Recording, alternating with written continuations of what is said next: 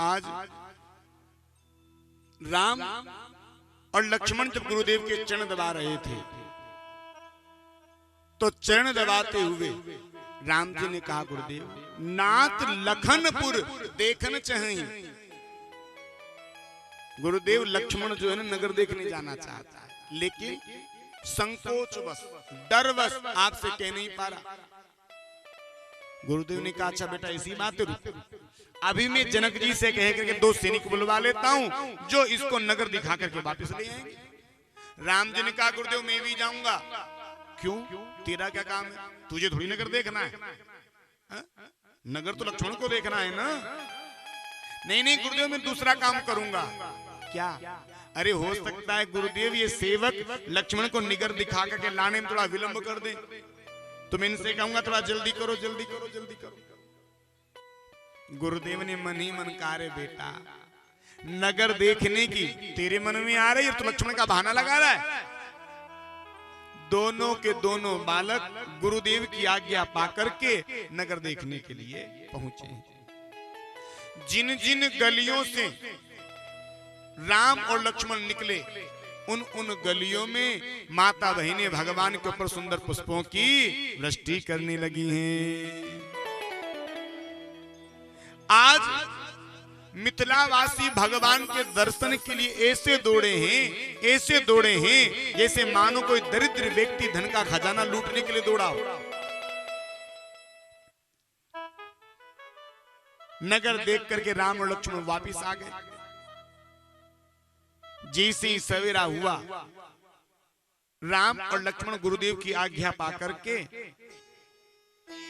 पुष्प वाटिका में पुष्प चुनने के लिए गए। जाकर के माली से आज्ञा ली और पुष्प चुनने लगे। इधर सीता जी भी अपनी सखियों के साथ चल करके गौरी अम्बा का पूजन करने के लिए जा रही। तेहि अवसर सीता तेहि आई, गिरिजा पूजन जननी पठाई, जननी पठाई। सीता जी अपनी सखियों को लेकर के मां गौरी अम्बा का पूजन करने के लिए गई। भगवान पुष्प वाटिका से पुष्प चुन रहे थे। एक सखी गई और सखी ने जाकर के भगवान राम का दर्शन कर लिया। सखी दौड़ करके सीता के पास आई और सीता से कहा, बहन जिस सांवले सोनोले राजकुमार को कल हमने गलियों में देखा था वही राजकुमार इन पुष्प वाटिका की गलियों में खेल रहा है। सीता ने कहा, क्या? बोले हाँ। अरे बहन मुझे भी तो लेकर के चल, मुझे भी तो दर्शन करवा। आगे आगे सीता जी दौड़ती जा रही है, सारी की सारी सखियां दौड़ती जा रही है। और आज राम और सीता का नैनाचार यहाँ पर हुआ है। राम जी पुष्प वाटिका से पुष्प लेकर के गुरुदेव के पास आ गए और इधर मां गौरी अम्बा के मंदिर में सीता जी गई और जाकर के मां गौरी अम्बा से प्रार्थना करी, मैया आज मैंने जिस सांवले सलोने राजकुमार को देखा है मेरा मन उसी में अनुरक्त हो गया है। अब मेरी ऐसी प्रार्थना है कि वही मुझे पति रूप में मिले। इतना सुनकर गौरी अम्बा की जो मूर्ति थी मानो मुस्कुरा गई। गले का जो हार था ये खिसक गया और कहा, सुन ये सत्य आशीष हमारी और पूज्य मनोकामना तुम्हारी। जिसमें तुम्हारा मन अनुरक्त हो गया है हमारा आशीर्वाद है कि वही तुम्हें पति रूप में मिलेगा। और सीता जी भी गौरी अम्बा का पूजन करके अपने महलों में आ गए। इधर धनुष को तोड़ने के लिए बड़े बड़े राजा महाराजा आए। बड़े बड़े राजा महाराजा आए। महाराज रावण भी आया, बाणासुर भी आया। बड़े बड़े राजा महाराजा इस धनुष को उठाने के लिए आए। लेकिन रावण जब धनुष को उठाने के लिए आया तो रावण रात्रि में धनुष को उठाने के लिए आया। क्यों? कि रात में धनुष यदि मुझसे उठ गया तो सवेरे आकर के उठा दूंगा, और मान लो रात में धनुष नहीं उठा तो सवेरे सबके सामने बेइज्जती थोड़ी करवानी। तो राम रात में, आज रावण रात में आया, रावण ने पूरा बल अपना आजमा लिया, उठना तो बहुत दूर की बात, ये धनुष हिला तक भी नहीं रावण से, पूरा बल लगा लिया। रावण ने विचार किया जो धनुष मुझसे हिला तक नहीं, देखते इस धनुष को उठाता कौन। रावण स्वयंवर में आया, सभी राजाओं को देखता आ रहा था, इससे भी नहीं उठ सकता, इससे भी नहीं उठ सकता, इससे भी नहीं उठ सकता, इससे भी नहीं उठ सकता। और जहां भगवान राम बैठे थे, रावण यहां आकर के रुक गया। रावण ने विचार किया, हो सकता है ये इस धनुष को उठा सकता है। रावण ने राम जी की तरफ देखा, और रावण ने राम जी से कहा, सुनो, कहो कमलेश लक्ष्मीपति, कहो कमलेश लक्ष्मीपति, तुम ही त्रिभुवन त्राता हो, तुम ही हो विश्व के नायक, तुम ही सुरलोक त्राता हो। सुनो राम, क्षमा करना मुझे प्रभु, क्षमा करना मुझे प्रभु, हमने ही तुमको पृथ्वी पर बुलाया है। प्रभु, आपका अवतार हमारी वजह से ही हुआ है, क्षमा करना मुझे प्रभु, हमने ही तुमको पृथ्वी पर बुलाया है, और चले आने का महादुख निमंत्रण तुम्हें पठाया है। प्रभु, यदि हो करुणा के सागर, अगर ये सारी की सारी दुनिया आपको करुणा का सागर कहती है, यदि हो करुणा के सागर, अगर चरणों में शीश झुकाता हूं, निभाना शत्रुता मेरी सुध तुम्हें दिलाता हूं। प्रभु, आप यहां आओ ना, तो यहां आकर के मुझसे प्रेम मत करना, मुझसे दुश्मनी कर लेना। और सुनो राम, पतित पावन प्रभु तुम हो, पतित पावन प्रभु तुम हो, पतित उदाहरण सीता है, करो भव पार मिल करके यही विनती सुनाता। प्रभु सुनो, आप दोनों के दोनों मिलकर के मुझे भवसागर से पार कर देना। और आज रावण ने राम जी का पूरा भविष्य बताया है। राम, आज मैं तुम्हारा पूरा भविष्य बता करके जाऊंगा। रावण ने राम जी की तरफ देखा और कहा, सुनो राम, हे राम तुम्हारी बाएं भुक्ति पर, हे राम तुम्हारी बाएं भुक्ति पर पिता मरण वनवास लिखा, हे राम तुम्हारी बाएं भुक्ति पर पिता मरण वनवास लिखा, और हे राम तुम्हारी दाएं भुक्ति पर लंका का सत्या। और सुनो राम, मेरे ही कारण हे मधुसूदन, मेरे ही कारण हे मधुसूदन तुम इस धरती पर आए हो, मेरे ही कारण हे मधुसूदन तुम इस धरती पर आए हो। दशरथ के यज्ञ प्रतीत बन 4 अंश कहलाए। और सुनो राम, आज मैं तुम्हें निमंत्रण देकर के जा रहा हूं, इस मेरे निमंत्रण को स्वीकार करना।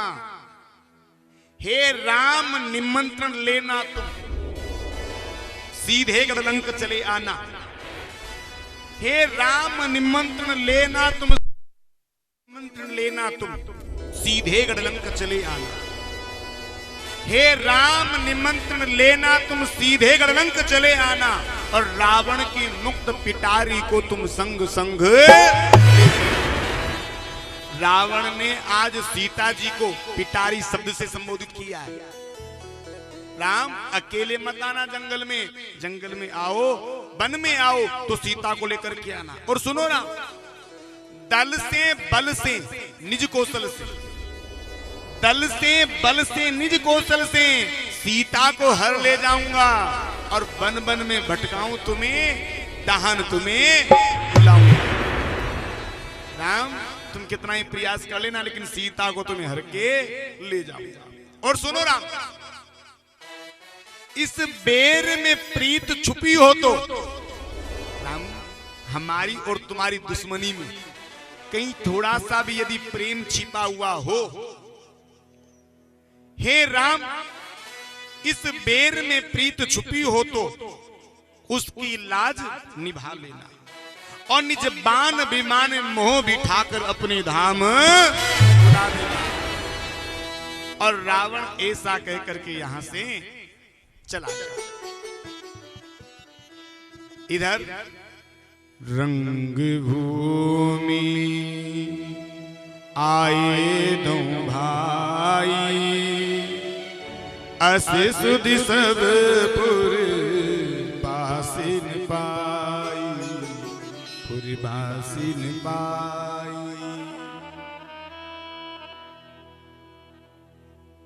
दोनों भाई आए हैं। गोस्वामी जी लिखते हैं कि एक साथ 10,000 राजाओं ने बल अजमाया। भूप सहस्त्र 10 एक 12 लगे उठावन तरहीन तारा। 10,000 राजाओं ने एक साथ बल अजमाया, लेकिन किसी से धनुष उठा तक नहीं। जब किसी से धनुष नहीं उठा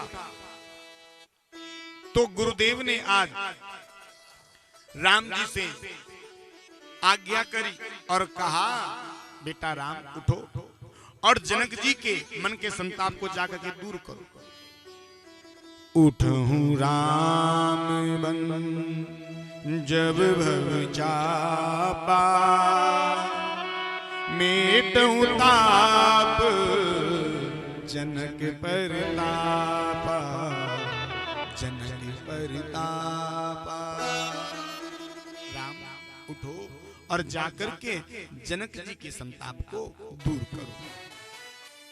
राम उठे और गुरुदेव को प्रणाम किया और जाकर के धनुष के पास पहुंच गए। जैसे धनुष के पास पहुंचे तो इधर अटारियों में जो सारी की सारी सखियां खड़ी हुई थी, सखियां कह रही हैं, अरे बहन, ये वही राजकुमार है जिसे प्रातः ब्रह्म मुहूर्त में पुष्प चुनने में पसीने आ रहे थे। ये धनुष को तोड़ेगा कैसे? बड़े बड़े राजा आ गए, उनसे धनुष नहीं टूटा, तो इस छोटे से बालक से धनुष कैसे टूटेगा? और सखियां सीता जी से कह रही हैं, ये धनुष बडोरी बलवान, बडोरी बलवान, रघुवर छोटो सो। धनुष बडोरी बलवान, बडोरी बलवान, रघुवर छोटो सो। छोटो सोरी रघुवर छोटो सो, छोटो सो। धनुष बडो है बलवान, बडो है बलवान, रघुवर छोटो सो। धनुष बडोरी बलवान, ओ रघुवर छोटो सो।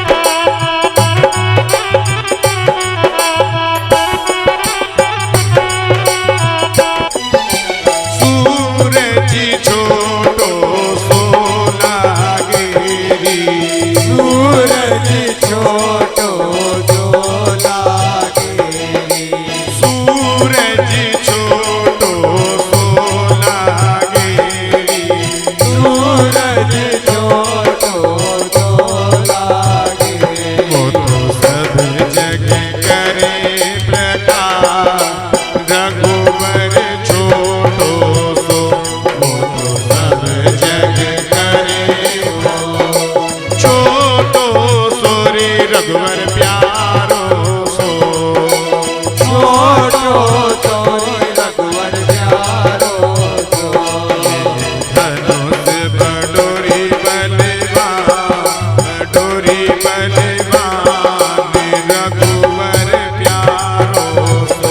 बलवान बडोरी बलवान रघुवर छोटो सो।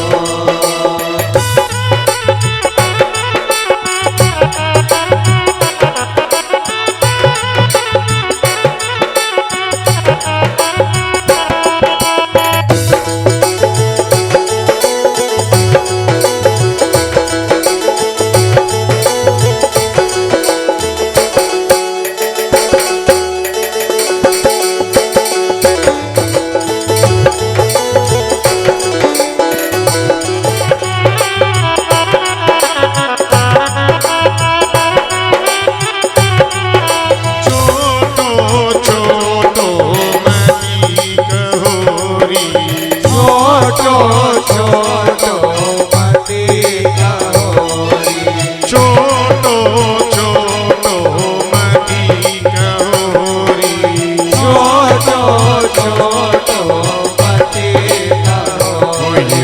पूरण ब्रह्म समान रघुवर छोटो रघुवर छोटो सो। छोटो सो रे रघुवर प्यारो सो। धनुष बडोरी बलवान, बडोरी बलवान रघुवर छोटो सो। ये धनुष बडोरी बलवान ओ रघुवर छोटो सो, रघुवर छोटो सो। रामलला सरकार की जय हो।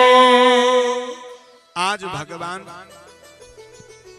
धनुष के पास गए और राम जी ने गुरु ही प्रणाम मन ही मन कीना। गुरुदेव को मन ही मन प्रणाम किया और थोड़ी सी देर में किसी को पता नहीं चला भगवान ने धनुष का कब उठाया कब खंडन किया। लिखा है लेत चढ़ावत खेचत गाड़े, काऊ ने लखा देख सब थाड़े। तेचन राम मध्य धन तोरा, भरे भवन घन घोर कठोरा। और आज भगवान ने भयंकर गर्जना के साथ धनुष का खंडन कर दिया। सीताराम भगवान की जय हो। और जैसे धनुष टूटा, इधर सीता जी सखियों के साथ में वरमाला लेकर के आ रही है। आइए आपके मध्य भगवान की बड़ी सुंदर झांकी आ रही है। सभी को भगवान की झांकी का बड़ा सुंदर स्वागत करना है।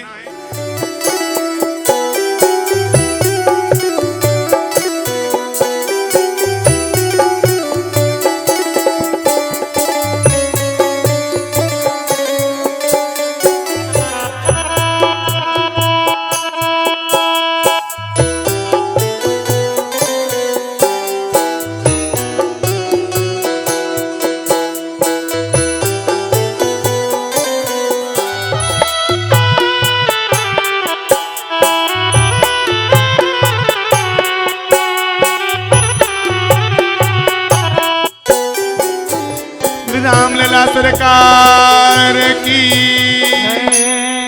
सब अपने जय हो रामचंद्र आपकी जय, जय हो जानकी, जय हो रामचंद्र आपकी जय, जय हो जानकी, जय हो रामचंद्र आपकी जय, जय हो जानकी, जय हो रामचंद्र आपकी।